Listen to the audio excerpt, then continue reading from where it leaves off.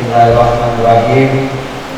Aku jauh diserahkan karena itu lari dengan tidur. Bangun doa disampaikan disusul dari Allah. Assalamualaikum warahmatullahi wabarakatuh. Waalaikumsalam warahmatullahi wabarakatuh. Pak Prano datang membuang makanlah kurang tidurlah bersatu dengan Allah. Salam sembah di anjur. Maaf jodilah kami minta. Syukur tidak pun Allah. Jadi abang kamu untuk mencakap diri saja siku marot kematian. Nang ketik kau tidak kesabuna. Kadang kau tidak mau lelah. Itu sembah saja. Alhamdulillah, Rasulullah SAW beri Allah salawat dan salam berkat kepada Nabi Muhammad sallallahu alaihi wasallam. Dan dikatakan selaku seorang guru cilik dan juga sekaligus guru perguruan sungkai saat itu dan saya ini adik saya lebih besar dari kita ya. Mungkin tidak panjang-panjang dari makhluk langsung ke pokok pembahasan yaitu manajemen tentang perguruan singgungan ya. Bicara tentang manajemen, tapi kita menata maksud mengatur segala sesuatunya yang baik. Pertama saya akan membahas tentang kepengurusan. Manajemen singgungan itu ada kepengurusan. Itu dipimpin oleh ketua, ada ketua umum, kemudian ada ketua harian, kemudian ada sekretaris bendahara, kemudian ada dewan guru, koordinator latihan, dan ada seksi-seksi yang lain. Ada seksi perlengkapan, seksi humas, seksi dana, dan masih banyak seksi-seksi yang lain. Nah, kemudian di semua partai kami dalam beraktivitas, dalam berkesenian itu ada beberapa kegiatan. Yang pertama ada pencak silat, kemudian ada rantai, kemudian ada tari tradisional, kemudian juga ada musik tradisional, serta pidato adat Pasaman. Nah, insyaallah itu masih berjalan. Ya, itu mengenai kepengurusan. Kemudian ada sistem keanggotaan. Anggota di semua partai itu ada 3 bentuk. Yang pertama ada anggota biasa, anggota tetap, dan ada anggota luar biasa. Dan lanjut kemudian ada sistem latihan. Mungkin di sini kita lebih banyak bicara tentang silet ya, silet tradisi. Karena menyangkut pada kajian silat Minangkabau ya. Sistem latihan kami ada membagi 3, ada kelas anak-anak, kelas remaja, dan kelas dewasa. Jadi kalau mengenai jadwal latihan itu 3 kali dalam 1 minggu, yaitu Rabu, Kamis, dan Sabtu.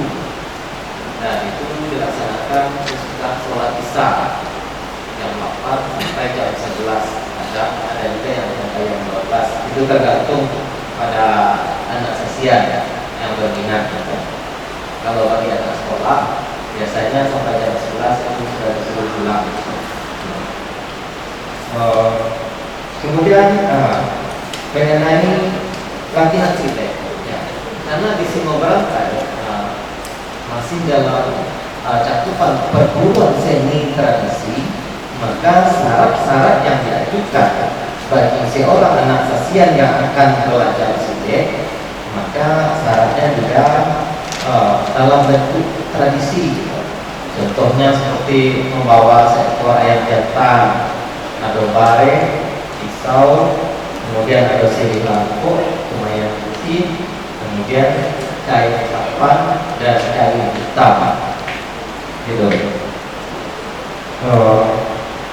Kemudian di samping itu juga ada iuran latihan, iuran bulanan namanya. Ya. Kemudian lanjut kepada proses belajar silet. Nah, kok tak panjang saya buat ya Pak. Mungkin pembahasan doa sampai sini, mulai dari secara umum, beko sampai menjurus ke perpuluhan singo berantai. Nah, mulai dari latar belakang lahir sini. Ya. Manusia sebagai makhluk sosial selalu berusaha menjaga kelangsungan hidupnya dari berbagai ancaman. Maka para lokal jenis Minangkabau menciptakan ilmu bela diri silet, dan mereka seperti yang tertuang dalam filosofi Minangkabau, alam tak kembang jadi bulu.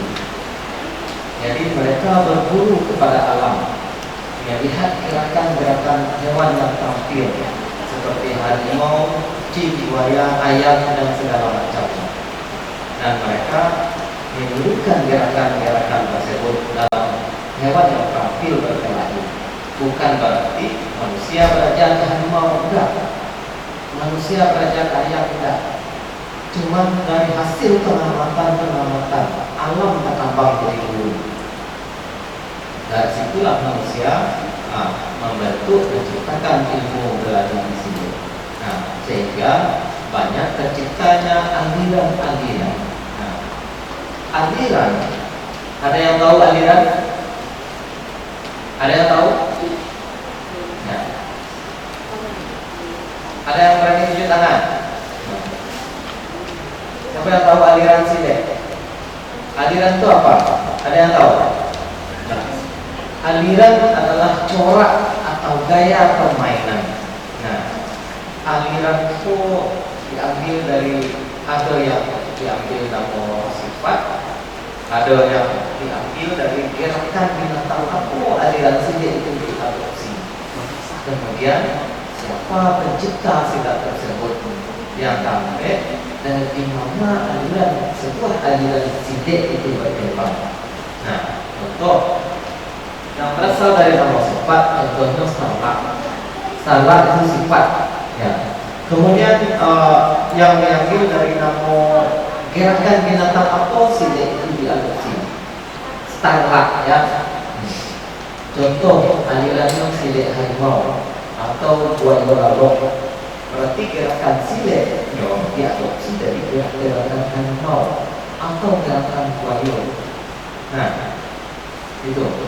Ada macam maknanya kalau cerita masalah aliran itu barangkali aliran yang ada di Minangkabau, cuma masih banyak yang belum terekspos di luar, masih banyak orang yang tahu. Nah, ya, karena prinsip orang Minang itu juga penyuluhan hukum. Barang saya hebat, barang saya pandai, dia tidak pernah mengejar diri dia hebat. Tak pernah mengejar diri dia pandai. Paling sekedar tahu.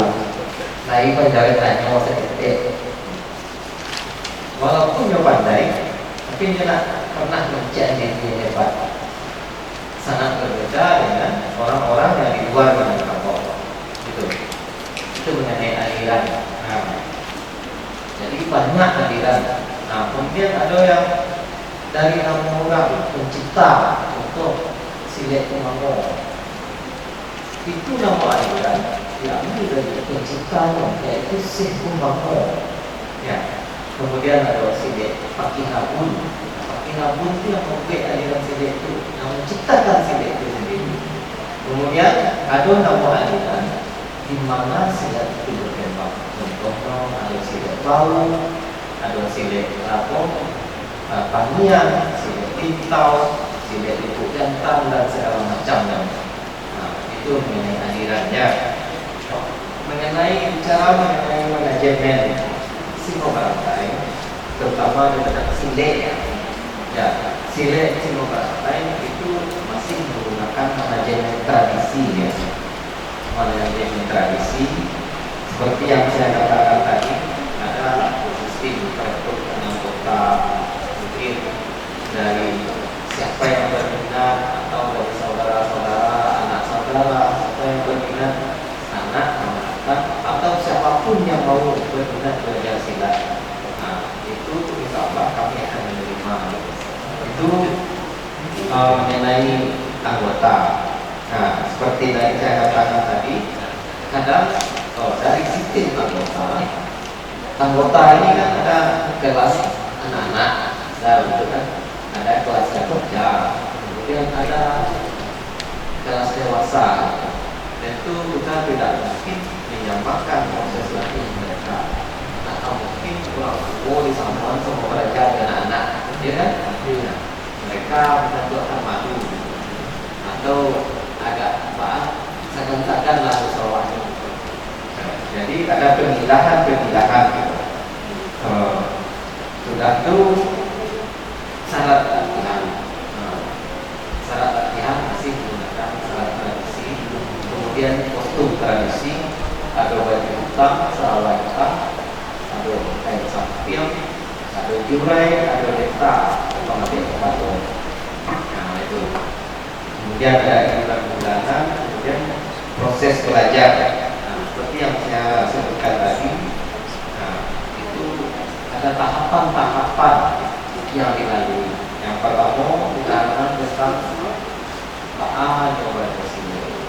Untuk apa yang Pancasila? Mereka itu diberikan pemahaman tentang filosofi Sile sebelum mereka belajar mengucap.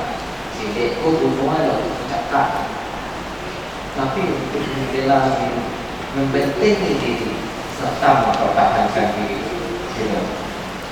Kemudian baru mereka belajar lengkap, selanjutnya belajar tanggap atau lurus. Nah, kemudian baru belajar main silento. Kemudian setelah paham, baru diajarkan nilai-nilai filosofis yang ada dalam silento itu sendiri, baik dalam cara faedah, dalam langkah, serangan, ujian dan bukaan. Nah, itu. Kalau untuk masalah regenerasi, kalau untuk masa sekarang memang agak sulit untuk regenerasi, karena pengaruh kemajuan lama, kecanggihan, ilmu pengetahuan dan teknologi. Kemudian banyak pengaruh dari asing yang masuk ke Indonesia. Jadi mungkin regenerasi ya pada awal-awalnya mungkin lebih ke anak-anak pun mungkin kita menanamkan rasa cinta terhadap Sile itu sendiri dan menanamkan rasa mungkin dengan cara sengaja menyaksikan orang masing-masing atau menyaksikan bentuk-bentukan. Jadi sisi regenerasi samping itu kemudian juga mengajak bahwa anak-anak bagi mereka yang berbakat untuk melakukan proses. Memang kalau untuk masa sekarang itu kemauan, bakat dan minat generasi muda itu sangat jauh dari harapan. Asalnya mereka kalau dulu murid menjadi guru, kalau ini guru menjadi murid, nah itu susah. Kadang-kadang sampai bisa membangun dan mau tidak dia murid, nah itu susah. Itu aliran Sile Pawu yang menurut guru kami jaga, aliran Sile Pawu itu adalah aliran termuda yang terakhir diciptakan, dan aliran Sile Pawu merupakan kombinasi dari berbagai aliran Sile yang ada di Minangkabau. Nah, karena pada zaman dahulu sebelum ada aliran Sile Pawu, di Pawu itu sendiri sudah ada permainan pencak silat yang namanya pencak. Nah, karena zaman penjajahan, diadalah perjanjian Pawu Bersatu untuk menghadapi kaum penjajah, khususnya kolonial Belanda. Nah, dikumpullah seluruh kru Sile dari berbagai aliran, kemudian diadakan perjanjian di situ. Sile, misalnya Sile Kumamo, apa geraknya yang tertuju supaya mencapai membunuh lawan. Ada enam macam yakni dan kurang ditinggal. Mode itu juga Sile Stahala, apa geraknya mencapai membunuh lawan. Dan begitu seterusnya dengan lain. Jadi silet palu memang termasuk silet praktis, memang dirancang untuk silet yang namanya berperan. Minangkabau itu berkembang tradisi lisan, bukan tradisi tulis. Jadi sangat sulit untuk menceritakan atau mencari tahu informasi tentang sejarah masa lalu. Karena kalau sejarah itu ada bukti-bukti kan. Jadi tidak bisa kita meraba-raba atau mereka-reka. Jadi itu kalau untuk nama itu mungkin agak susah mencari. Yang pasti itu silat Minangkabau diciptakan oleh para lokal jenis Minangkabau dengan mengambil filosofi alam Kakambau gitu. Jauh dari zaman sebelum tentu perpaduan Selatan tentu ketumabunan. Kalau nggak salah kurang atau Bamo tentu kalau mengaji adat Sumberwa Tambo, kalau mengaji adat Sumberwa Al-Quran dan Hadis. Nah gitu. Ya kalau menurut sejarah ya, kalau kaji Tambo asal ini moyang orang Minangkabau dari Iskandar juga tentu yang itu anak di program Maharaja Wali, Maharaja Pak itu kan itu yang apa? Yang balai itu pulau ada. Itu jadi bilang pandai dan Indo Jati dan itu kalau cari-cari mana itu mungkin mereka adalah orang-orang yang pertama yang akan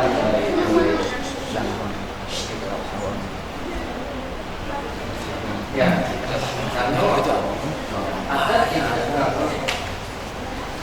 ada Minangkabau itu apa susun rapi dianggap ketiga sedangkan Islam itu yo di Minangkabau sarap mendaki ada yang ada dari turun ke sedangkan dari daerah pesisir pantai, nah ini kan gue kesabut zaman dahulu ketika waktu berdoa atau nama partai ayam cari tanggal siap itu siapa siap kalau aku pikir mengapa harus mencari orang siap kurang siap ya dong apa tuh kurang siap kurang mereka kamu pandang ya pada awalnya kurang yang hebat kurang yang lebih dahulu mendapatkan pengetahuan agama tapi itu adalah penyebutan asal kurang siap kurang pertama mendapat agama kurang yang tahu apa daerah perdagangan ya oke, bisa paham? Nah, ini waktu itu mengaji kan tadi. Tadi ya, latar belakang di sini. Kemudian ada istilah silet ya. Apa artinya? Silat dan pencak silat. Nah, silet itu istilah silet berasal dari bahasa Arab. Nah, asal katanya silah dengan kata dasar solaha yang berarti hubungan. Silet ada dua pengertian.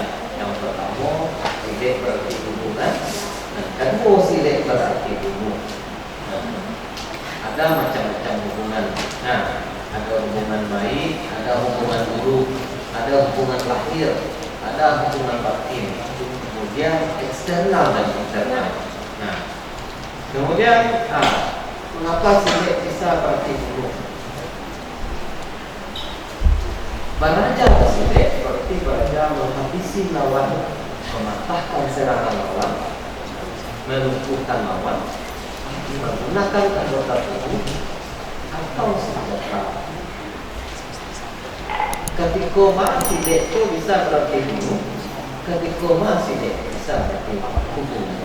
Ada dua pengertian yang saling berlawanan dan bertolak belakang. Kasar Pak Kecil bahwa kalau tidak bisa dibilang dirasakan. Sidek adalah jalan terakhir. Ketika jalan perundingan tak bisa ditempuh lagi, maka kacak langan lapangan, dikacak bati bati, awak dunia, awak nak lepas, ni lepas tu saya, seperti yang jawab seperti yang belum. Ketika jalan perundingan tak bisa ditampung lagi, itu baru dia tu perlawanan. Itulah silat. Makanya ketika awak tidak bisa menjaga keseimbangan, maka rusaklah sistem. Ketika sistem rusak, terjadi konflik. Ketika konflik terjadi, muncullah silat. Maka takilan di mata nak pencarian, takilan di lidah nak pengatuan, takilan di hati nak mengalumakan. Hanya carian ketika ada sesuatu yang tidak pada tempatnya. Hanya carian pertama dia pandang mata. Kadang-kadang cuma tuan, tunjuk ngerti dah. Sudah tu, ya kan? Ya tahu yang kerap mana, berkiat baru yang tuan lah tuan yang pacik bintang. Alumnya ngerti dah. Kemudian muncul bahasa. Nyari dia lah ya, woi, dia ngerti apa nak? Indahnya mengerti dari baru cek tangan, ya kan? Suka habis, itu mengenai yang. Kemudian apa beda silat dengan pencak silat? Kalau silat memakai langkah tiga. Yang maha pahamnya nanti tiga tadi, serang, bela, bunuh. Sedangkan pencak memakai langkah HP. Ada pembayar, ada penggerak, ada pengunci, ada pembuka. Kalau bersilat itu musuh memencak dengan kami. Waduh, keluar. Kapan yang lahir seperti itu? Itu mengenai pencak. Kemudian si pencak digunakan untuk pendidikan, tapi silat untuk membela diri. Nah, lanjut.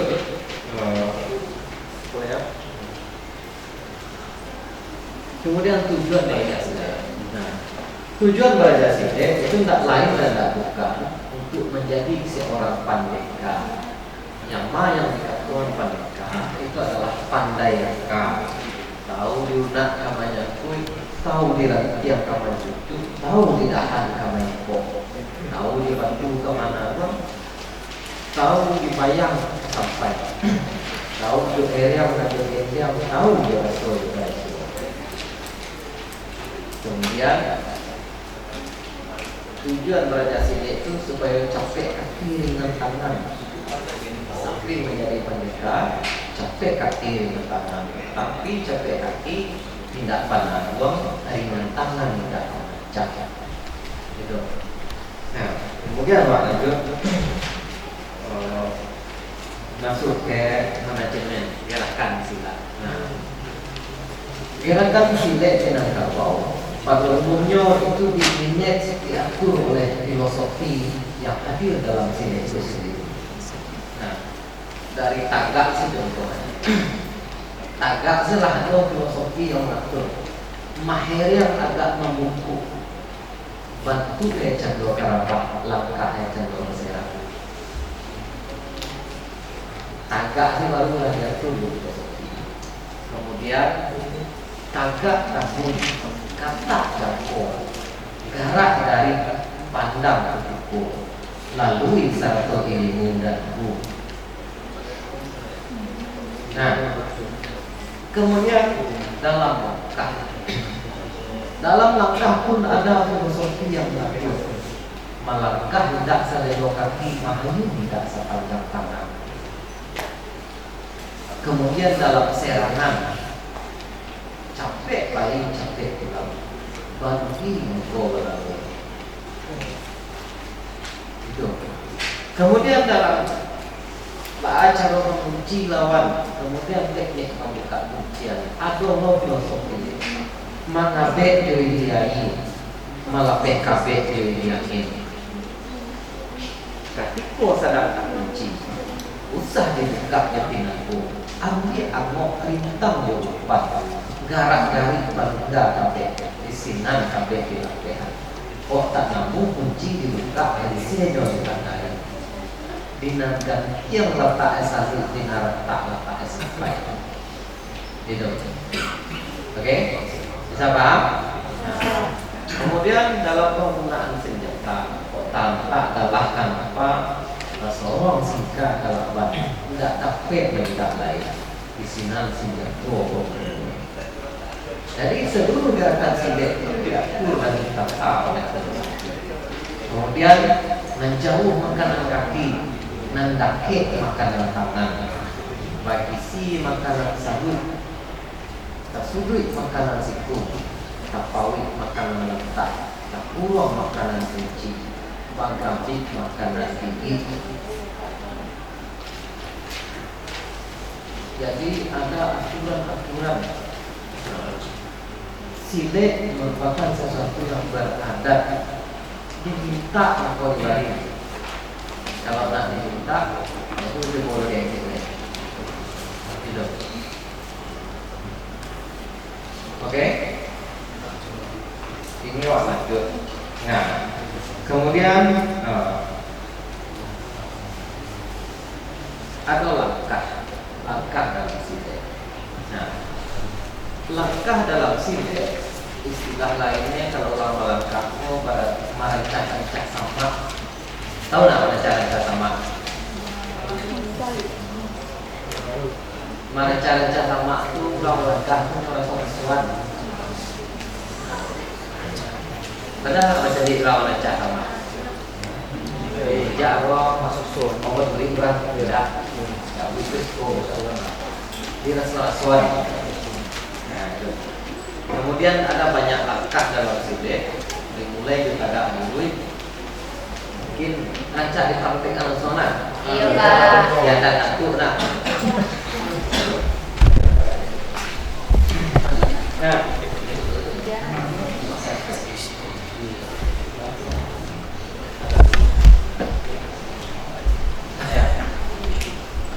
Tagak mulut. Kemudian dibuka jom langkah mundur. Atau langkah mundur. Nah, kemudian coba masuk kumpul. Agak turun, mundur. Kemudian ada nama langkah itu langkah gantung atau gantung kaki. Kemudian ada langkah maju. Ada langkah sipi. Nah, sipi ya. Sipi namanya. Ada langkah sariam.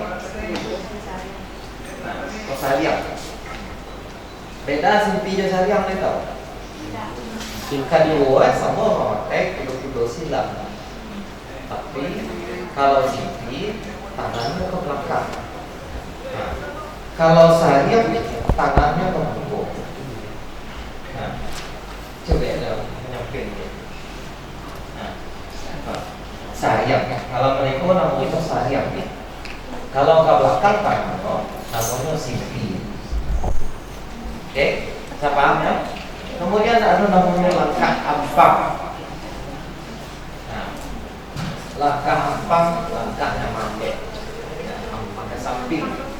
Nah, kemudian ada langkah serong.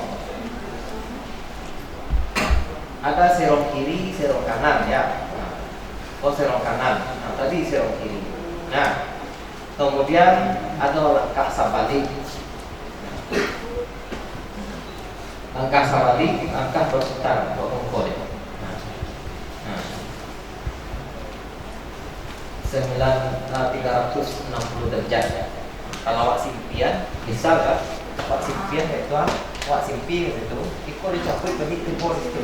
Nah, itu langkah sabalik namanya. Kemudian masing-masing langkah ada fungsi dan ada makna. Ya. Kemudian ada istilahnya katambarpe.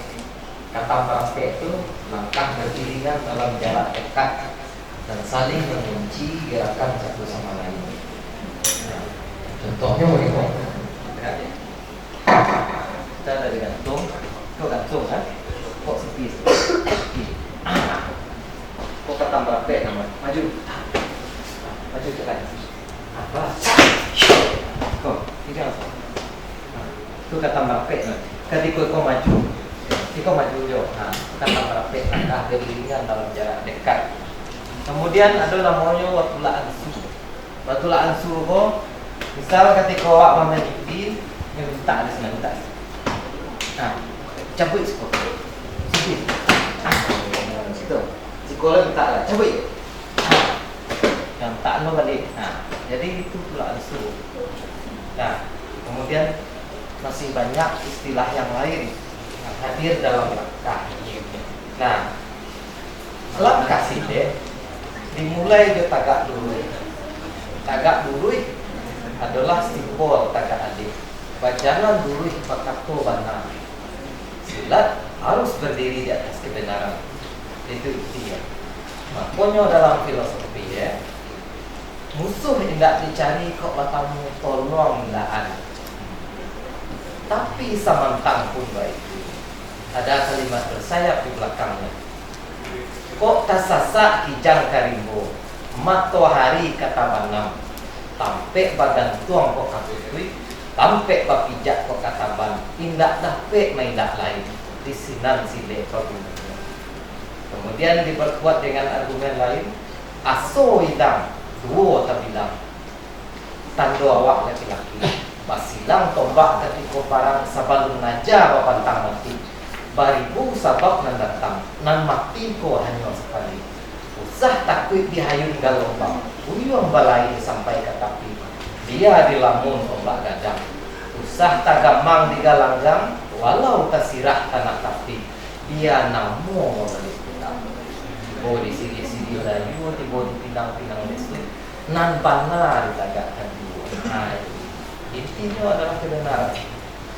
Makanya wasile dimulai di tagak dulu. Silat harus berdiri di atas kebenaran. Barani karena mana, takut karena masalah. Bahkan kurang wasile setelah tagak dulu membuka mereka mundur. Kenapa mereka mundur? Berpikir sebelum membuat, mengangguk sebelum mengecek, mengalah untuk mana. Silik bunuh tidak kalah cakap loh. Tidak untuk cakap loh. Karena perkelahian bukanlah jalan untuk menyelesaikan masalah. Kok menang kan jadi arang, kok kalah jadi aku. Tapi ketika jalan perundingan tidak bisa ditempuh lagi, dikacak langan labak langan, dikacak bati bati, baru di sini diadu pengkalangan. Oke, bisa paham? Nah, jadi tiap langkah itu ada makna. Gantung kaki itu bermakna pertimbangan.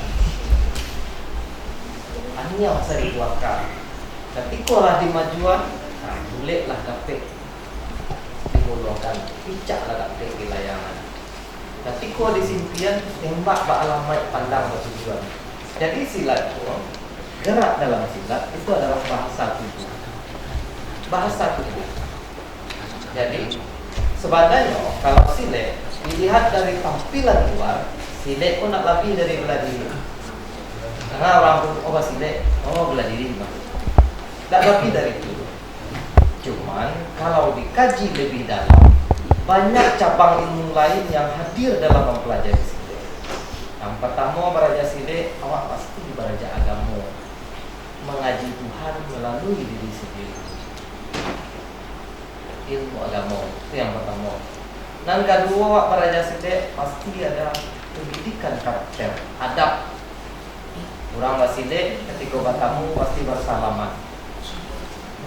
Kamu mulai basile bersalaman dulu. Kemudian mereka melakukan jarak persampahan.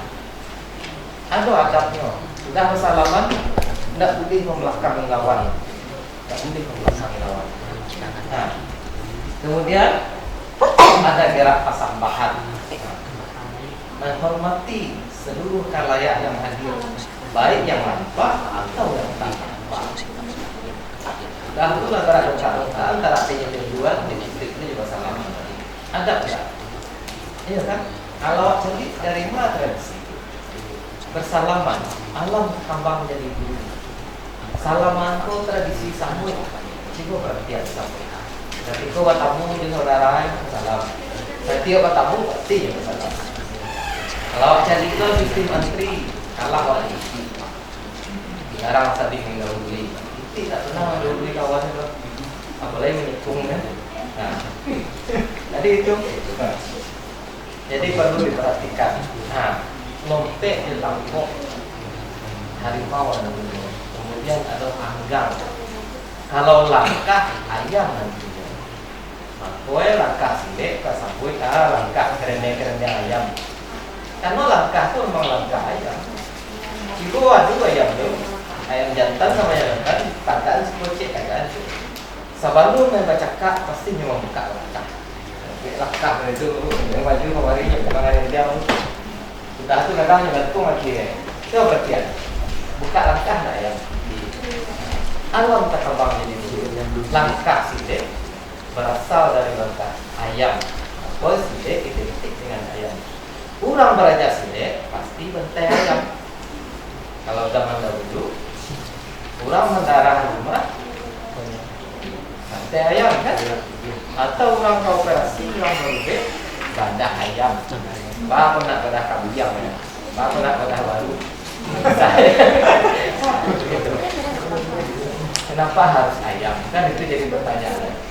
Nah, kalau orang zaman dahulu, ya. Jadi seperti itu. Silek itu identik dengan ayam. Sudah tua lanjut. Tadi langkah. Kemudian masalah apa? Gerakan, serangan. Kalau waktu struktur serangan dalam silek itu ada sakare kose dulu Pak Batas sampai kos. Bara banyak macam serangan yang bisa lakukan dari sekuat. Nah, menyerang dengan ujung jari. Dulu namanya.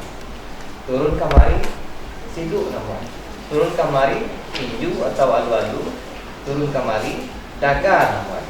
Turun kemari, sisik namanya. Kemari, sewai namanya. Nah, jadi duduk, tinju, daga, sisik, sewai. Nah, kemudian ada tampa, ada caki, ada kalaki, ada kipeh, ada kepo. Banyak nak sekarang itu baru ada pici. Nah, ya kan? Nah, sekarang itu baru banyak gerakan. Ya kan? Nah, kemudian turun kemari, ambil namanya. Membayar rak yang wah. Dia pulang buang tangan kok. Ambil namanya. Nah, turun kemari sikul sampai bahu pun bisa digunakan untuk mematah serangan lawan. Gitu. Nah, sudah tu cek lain. Awak tentu harus buat struktur gerak kena. Nah, turun ke kaki. Nah, kalau menyerang dengan ujung jari itu juluk namanya. Juluk. Setiap menyerang dengan ujung jari namanya juluk. Nah, kemudian lo harus tahu seluruh itu menyerang ujung kaki. Kadang orang sipak saya tahu ya, kalau nak sipak nak tendang. Nah, tapi kalau di struktur serangan kaki itu ada juluk, ada sipak, lajang, hantam, sisi, sawu, sewai, lantak. Seluruhnya menggunakan kaki. Tapi bagaimana bentuknya? Ketika juluk berarti melajang dengan ujung jari kaki. Ujung jari itu lunaknya, tapi sasarannya yang lunak dulu. Bisa kemaluan, ulu hati. Nah, kemudian turun kemari, lajang namanya, tapak kaki bagian depan. Iko lajang namanya, tapak kaki bagian depan. Nah, kemudian ada sipak punggung kaki. Kalau menyipak dengan punggung kaki, ada sipak lurus, ada sipak kedua, ada sipak ke dalam. Gitu. Bisa paham ya? Nah, kemudian ada sisi kaki. Contoh, menendang dengan sisi kaki. Nah, misal sipak dulu. Ya, sipak dulu. Nah, kau menendang dengan sisi kaki. Kau sisi kamu. Sisik kau ada dua macam. Ada kau sisik ke dalam, teman. Sisik ke dalam berarti mengarah ke arah dalam serangan lawan. Kalau sisik kedua berarti ke arah luar serangan. Gitu. Sisi kaki. Nah, kemudian ada sawu. Sawu mangkit dari bawah. Cepat dulu. Kok sawu apa? Kok sawu dong? Nah, macam dan kong lagi jadi bakar dia. Nah, ada sisi sawu sifat lajang hantam. Kalau hantam berarti sawu tapak kaki menyentang dengan tapak yang itu. Ada kawan yang begitu nah. Berarti sawu tapak kaki nyentang. Nah, kemudian ada lantak. Lantak menyerang dengan tumit. Tumit. Nah, contoh mereka. Misalnya lajang cik. Lajang duduk. Tak. Itu letak. Yang di bawah tadi itu. Tang. Menyerang dengan tumit itu lantak. Nah, oke. Kemudian ada sapuan. Sapu raih. Nah, kalau sapu labang kan menyapu lawan. Kemudian raih menggeser kaki lawan. Wah, iko kok raih namanya. Maelo kaki itu raih. Iko bisa raih ke belakang. Nah, bisa raih ke samping. Iko, ya, itu. Bisa paham tuh ya? Nah, itu. Ada pertanyaan sampai situ? Ya. Istilah mendasar yang harus kita ketahui dalam belajar silat. Yang pertama namanya kudo-kudo. Nah, kudo-kudo itu bicara hanya sebatas kaki. Pengertian kudo-kudo, pola tumpuan dan kekuatan kaki. Di samping bertumpu, diisi dengan kekuatan. Tiga macamnya kudo-kudo. Ada kudo-kudo tengah, ya, kudo-kudo tengah. Kemudian ada kudo-kudo muko, ada kudo-kudo belakang. Ketika balik badan di tengah, itu namanya kudo-kudo tengah. Kudo-kudo yang menempatkan berat badan berada di tengah-tengah antara kedua kaki ditekuk sejajar, searah dan seimbang. Kalau kamu sama kamu, kalau serong sama serong, gitu. Itu kudo-kudo tengah. Tapi kalau kudo-kudo muko, balik badan berada pada kaki depan. Kaki belakang lurus saya ambil itu. Nah, kemudian ada kudo-kudo belakang. Balik badan di kaki belakang, kaki depan lebih ringan dari kaki belakang. Oke, itu kudo-kudo. Kemudian ada istilah lain, gelek namanya. Gelek adalah perubahan arah sikap tubuh dari kepala, badan, tangan dan kaki tanpa melangkah. Contoh dari langkah Jepang berubah arah. Nah, tuh dari kepala, badan, tangan dan kaki tanpa melangkah. Setiap berubah arah tanpa melangkah itu namanya gelek. Cuman posisinya yang banyak. Ada gelek dalam posisi langkah hampang, gelek posisi langkah simpi, dari simpi gelek gelek posisi dari langkah serong, gitu. Jadi posisinya.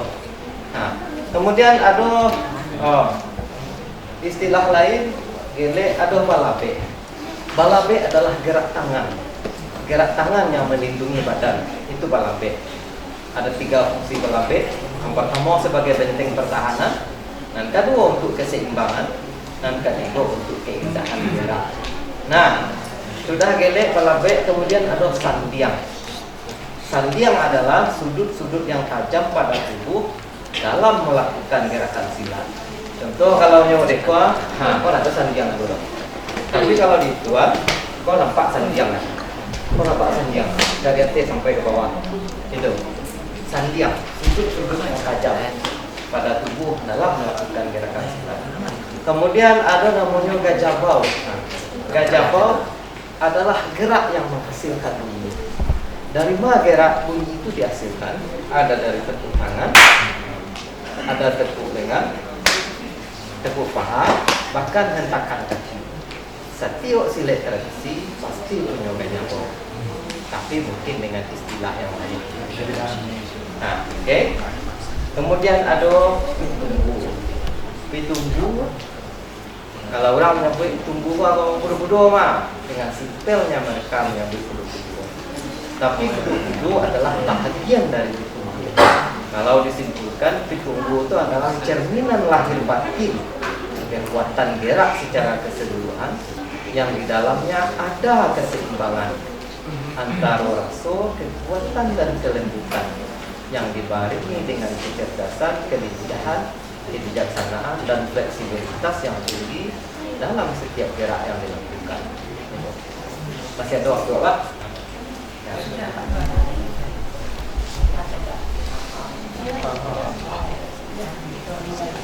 Sebenarnya tadi dari awal mungkinlah ada pembahasan tentang filosofi. Nah, contoh dari tagak pastinya. Dimulai jo tagak dulu. Apa artinya? Berjalan dulu patato benar. Silat harus berdiri di atas kebenaran. Kemudian dibuka jo lekah mundur. Bapiki sebelum membuat mangango sebelum mengecek mengalah. Nah, kemudian ketika dalam langkah melangkah tidak sedelok kaki, mahayun tidak sepanjang tangan. Itu artinya setiap gerak kiri kita itu dibatasi oleh aturan. Mantang-mantang capek kaki ringan tangan, kamari dilambui aja tangan goda. Tentang capek kaki, kamari dilajang aja tidak boleh. Jadi itu aturan yang membentengi diri seorang bersilat. Makanya dari awal ketika wak beraja itulah dibatasi. Allah ada anjuran agama di situ. Pertama, tidak boleh baduto, tidak boleh melawan ke orang tua, tidak boleh melawan ke mama, tidak boleh melawan ke guru. Sudah tu tidak boleh baduto, sembahyang tidak boleh tinggal. Kok kabar aja silik jo, harus bisa memenuhi syarat. Kalau tidak tahu tu solat, kau tidak bisa silik. Kalau itulah kira-kira. Oke? Ya. Masih ada yang lain? Pertanyaannya mungkin singkat saja Pak. Menurut sepengetahuan saya, banyak orang-orang yang berlatih silat itu di tempat tertutup ataupun tidak ingin dilihat oleh umum Pak atau orang lain. Jadi pertanyaannya, apa tujuan tempat latihannya di tempat tertutup? Apakah untuk menghindari mata-mata dari musuh ataupun ada tujuan tertentu Pak? Terima kasih Pak. Ya. Kurang awak penyusuko penyuruhan hukum. Tidak suko mencarian kepandaian. Berbeda dengan di luar. Kalau di luar mungkin pandai mereka nyupian pelangnya ahli urut, misal begitu kan, ahli ko. Tapi orang Minang cukup dari mulut ke mulut saya tahu. Nah gitu. Ndak nyo mencarian mengemukakan diri. Nah, penampilan orang Minang itu lebih cenderung bersikap abu-abu daripada hitam putih. Penampilannya ragu-ragu tapi berprinsip. Gitu. Oke, paham? Nah.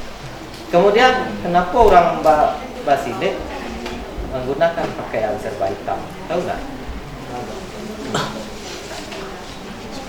Bako nak coklat baju bako nak pink, bako nak oranye. Nah, satu sisi pakaian hitam tuh nggak nampak di kegelapan. Itu yang pertama. Di samping tidak mudah kotor. Ya, sudah tuh cek lain. Hitam melambangkan kematangan berpikir. Ya, makanya ada filosofi mengistiakan hitam tahan sipo. Tidak jarang orang-orang pintar atau orang-orang terdahulu yang menggunakan pakaian serba hitam itu termasuk orang-orang yang pola pikirnya matang. Contoh, seorang penghulu menggunakan baju berwarna hitam, undokan tuang juga memakai baju hitam. Sudah itu cek lain. Hakim dalam sidang menggunakan baju jubah hitam. Wisudawan dan wisudawati juga menggunakan serba hitam. Wasit dalam sebuah pertandingan pun lebih cenderung menggunakan baju hitam. Gitu.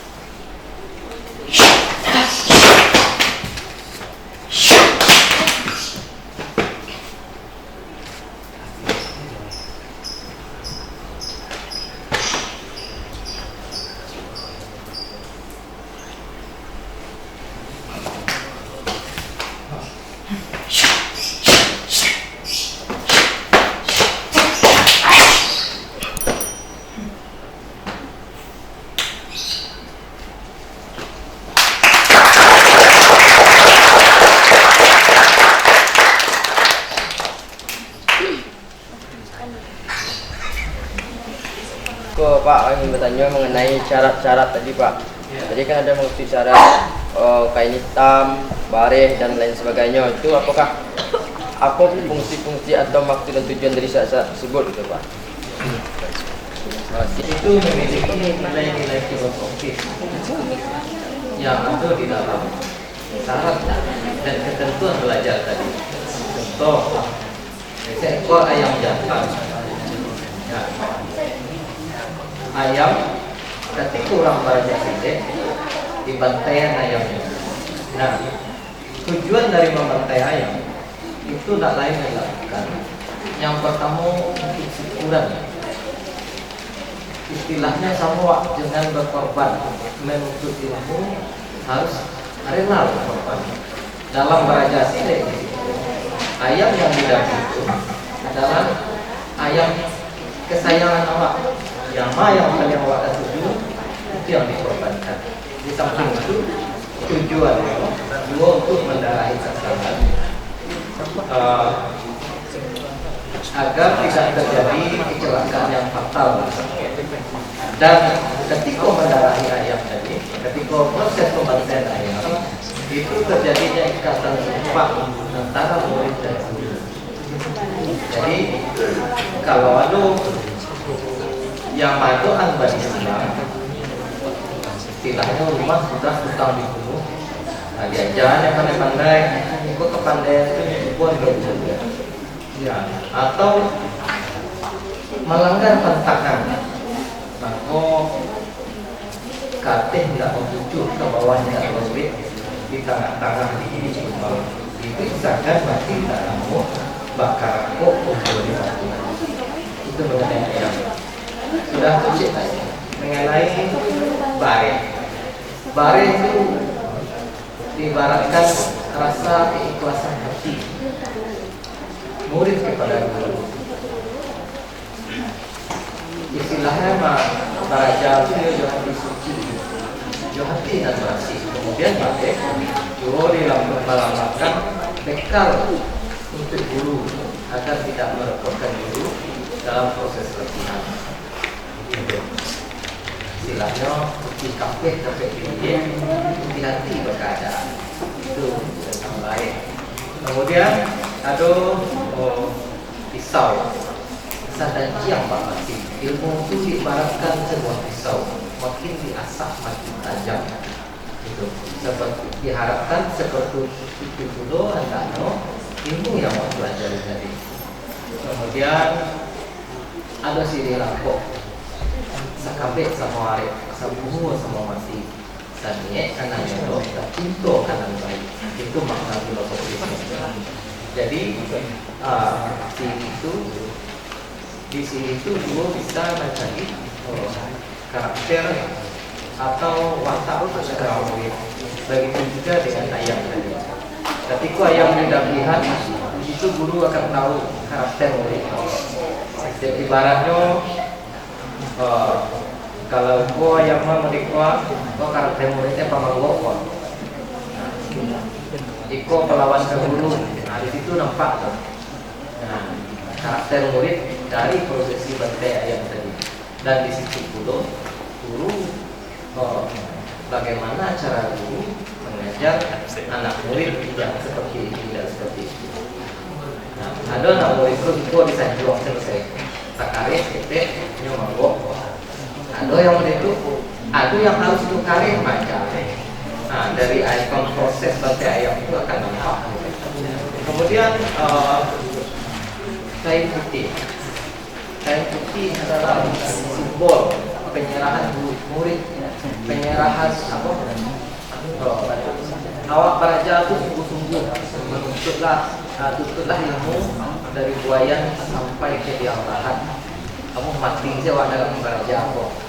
Tanda keikhlasan waktu penyerahan diri pada sang guru tadi. Nah, kemudian ada kain hitam. Kain hitam adalah simbol bagi baju.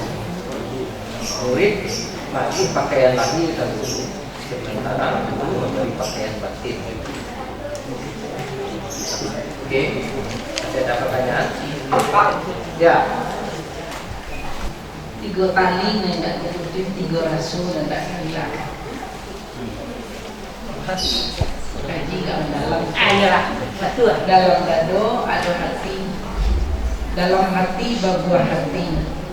Di dalam buah hati ada kalbu, di dalam kalbu ada kalbi, di dalam kalbi ada Nur Muhammad. Di situ ada dalam katanya. Ya, mungkin tak bisa uraian sampai di situ nak. Kalau nio itu putih ke situ, akhirnya tak berdoa. Dalam diri, ya. Dalam diri ada diri. Orang kayak dulu bilang, nggak tahu diri yang mana diri dan kecil. Kalau awak kau katakan saat kata saud harus masak di orang berilmu tidak beramal bagaikan pohon yang tak berbuah. Ya. Disuruh pondok. So apa ya? Sampai beda selanjutnya depo dulu depo awal nyusul.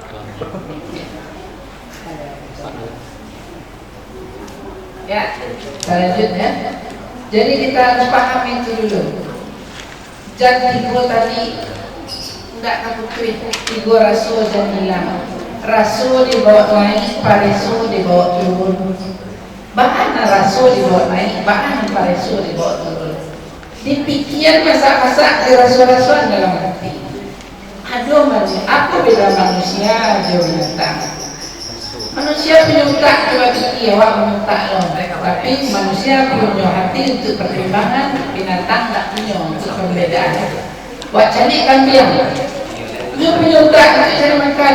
Tak tentu saya kurangnya bahaya. Kalau manusia itu punya hati, kok kalau makan dia cari dulu. Sinan awak bermain dia rasul. Ya, oke paham sampai di situ? Coba paham Pak. Oke, assalamualaikum warahmatullahi wabarakatuh. Belum bertebaran. Itu yang gue menjalihan itu.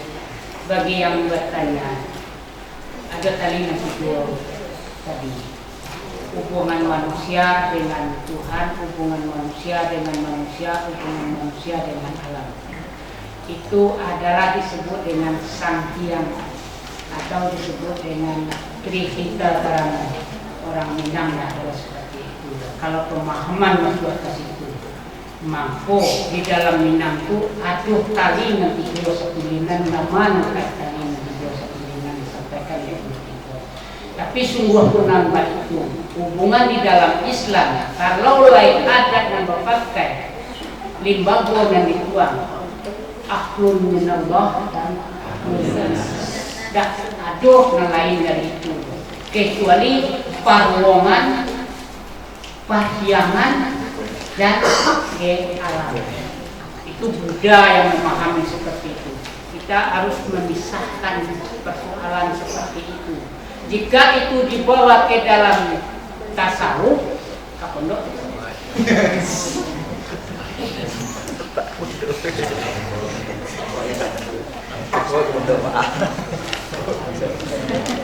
Jadi itu dalam bahasa atau lagi atau batin. Nah, dalam batin dua batin dulu. Jadi banyak capaian yang mungkin. Jadi silat bukan hanya sekedar lahiriah saja, sampai ke dalam kajiannya. Makanya dalam mempelajari ilmu silat banyak cabang ilmu lain yang hadir di dalamnya. Kalau dicari dari tampilan kulit dua, kurang pengecehan silat tidak lagi dari sekedar bela diri. Tapi dikaji lebih dalam, banyak cabang ilmu lain yang hadir dalam mempelajari ini. Di situ ada ilmu agama, kemudian ada pendidikan karakter, budi pekerti, kemudian ada ilmu psikologi, cara membaca lawan, kemudian ada ilmu anatomi tentang tubuh manusia. Kemudian ada ilmu matematik, ilmu hitung, ilmu fisika, analisa gerak dan gaya. Nah, sampai ada ilmu pengobatan, perdukunan, sampai kajian metafisik, ilmu politik, taktik dan strategi. Seluruh itu akan dipelajari dalam silat. Mungkin secara tak langsung. Mungkin maksud saya sama seperti disampaikan. Dan kita bilang mohon maaf. Assalamualaikum warahmatullahi wabarakatuh.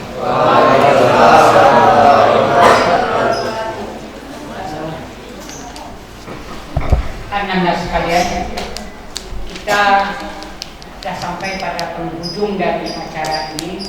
Sebenarnya ini adalah bentuk akhir dari perkuliahan silat.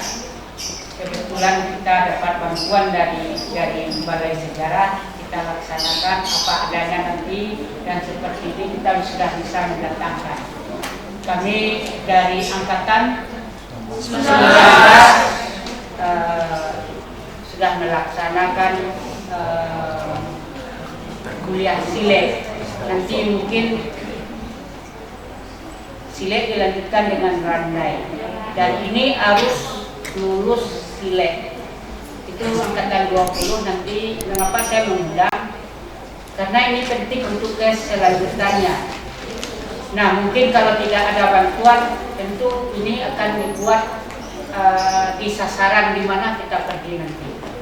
Biasanya kuliah ini endingnya adalah di sasaran-sasaran yang ada di Minangkabau, mungkin di Kumango, mungkin di Pariaman, atau mungkin di pesisir, mungkin di daerah mana. Dan ini wajib. Nah, salah satu bentuknya adalah bentuk kosong manajemen silat Minangkabau bersama sasaran Singo Barangkai. Sebenarnya akan mengundang Tungkai Sakato, tetapi karena hujan yang tidak bisa mereka datang, diselesaikan saja oleh guru itu dari Singo Barangkai.